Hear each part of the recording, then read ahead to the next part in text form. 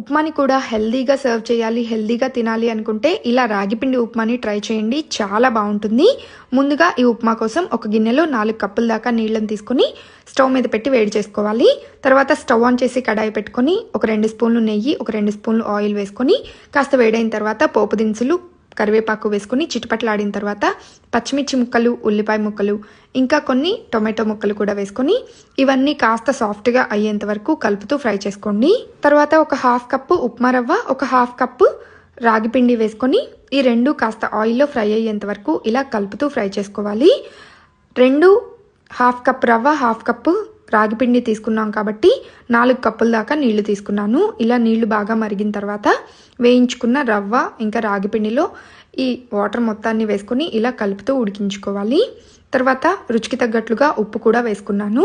ఫైనల్గా ఉప్మా అంతా దగ్గర పడిపోయిన తర్వాత కొన్ని జీడిపప్పు, కొత్తిమీర వేసుకొని ఒకసారి కలిపి సర్వ్ చేసుకున్నారంటే వేడివేడిగా రాగిపిండి ఉప్మా రెడీ అయిపోతుంది. చాలా బాగుంటుంది.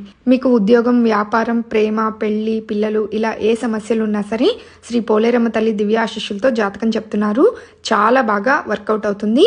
ఏ విషయంతో బాధపడుతున్నా సరే ఇట్టే పరిష్కారం చెప్తారు. మీకు మంచి ముహూర్తాలు కావాలన్నా ముహూర్తాలు కూడా పెడతారు. ఒక్కసారి పైన ఇచ్చిన నెంబర్కి కాంటాక్ట్ అవ్వండి. ఉప్మా ఎలా ఉందో కామెంట్ చేయండి. Bye bye.